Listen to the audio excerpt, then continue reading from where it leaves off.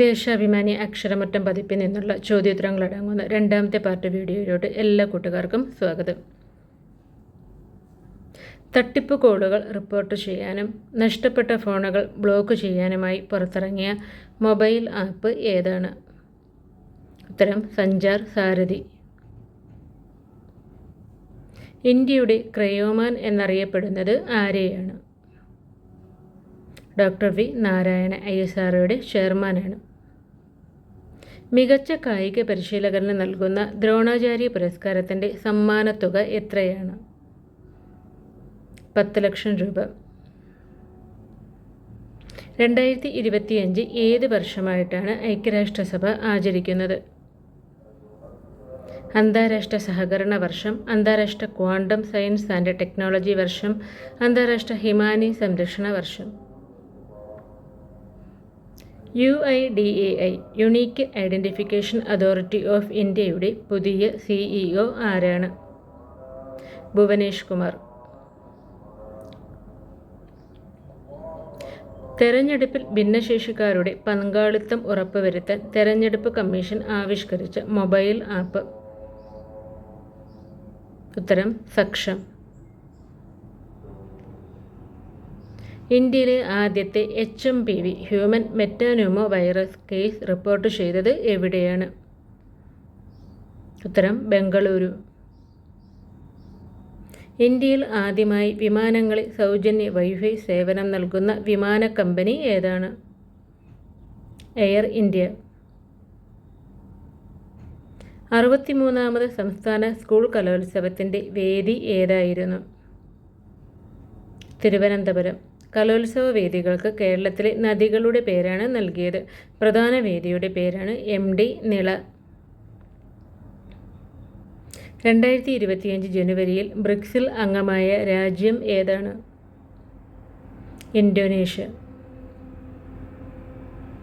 മുൻ പ്രധാനമന്ത്രി മൻമോഹൻ സിംഗിൻ്റെ സമാധി സ്ഥലം? നിഗംബോധ്ഘട്ട്.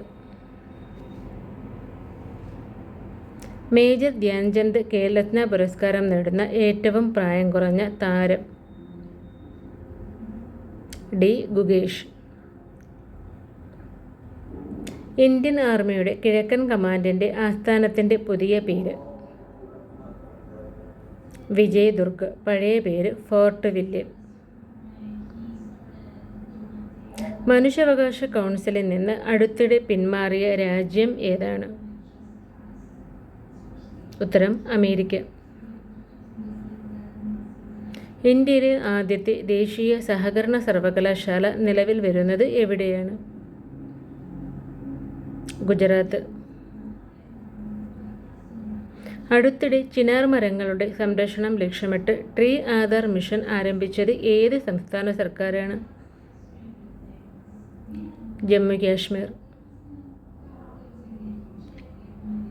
കേരളത്തിലെ ദുരന്ത സാധ്യത റിപ്പോർട്ട് ചെയ്യുന്ന സംവിധാനത്തിൻ്റെ പേര്?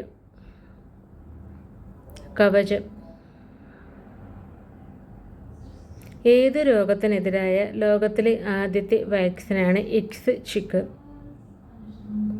ഉത്തരം ചിക്കുൻഗുനിയ.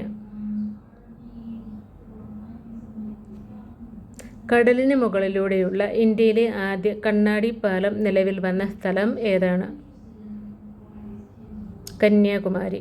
77 മീറ്റർ നീളമുള്ള ഈ പാലം വിവേകാനന്ദ പാറയ്ക്കും തിരുവള്ളൂർ പ്രതിമയ്ക്കും ഇടയിലാണ്.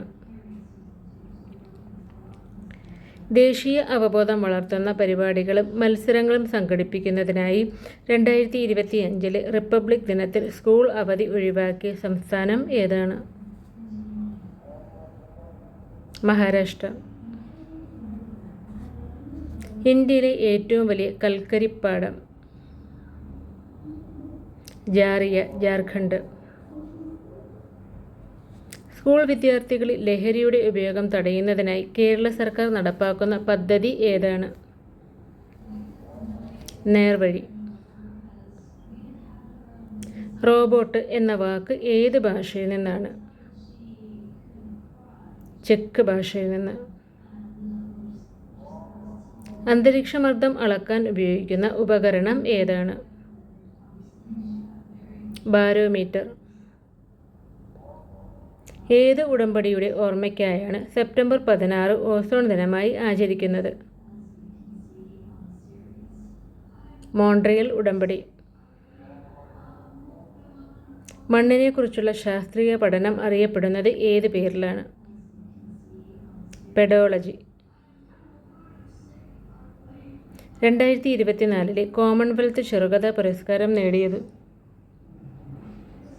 സഞ്ജന ഠാക്കൂർ. മലയാള സിനിമയിലെ ആദ്യ പിന്നണി ഗാനരചയിതാവ്? ജി ശങ്കരക്കുറുപ്പ്. ചിത്രം നിർമ്മല. 2024 പാരീസ് ഒളിമ്പിക്സിൻ്റെ ഭാഗ്യചിഹ്നം? ഫ്രിഡ്ജ്. ഇന്ത്യൻ നാഷണൽ കോൺഗ്രസിൻ്റെ സൂപ്പർ പ്രസിഡന്റ് എന്ന് ജവഹർലാൽ നെഹ്റു വിശേഷിപ്പിച്ചത് ആരെയാണ്? മഹാത്മാഗാന്ധിയെ. അടുത്തത് കൂട്ടുകാർക്കായുള്ള ചോദ്യമാണ്. ഒസിമം സാങ്ക്ടം എന്ന ശാസ്ത്രനാമമുള്ള നമുക്ക് ഏറെ പരിചയമുള്ള ഔഷധ സസ്യം ഏതാണ്? ഉത്തരം അറിയാവുന്ന കൂട്ടുകാർ വേഗം തന്നെ കമൻറ്റ് ചെയ്തോളൂ.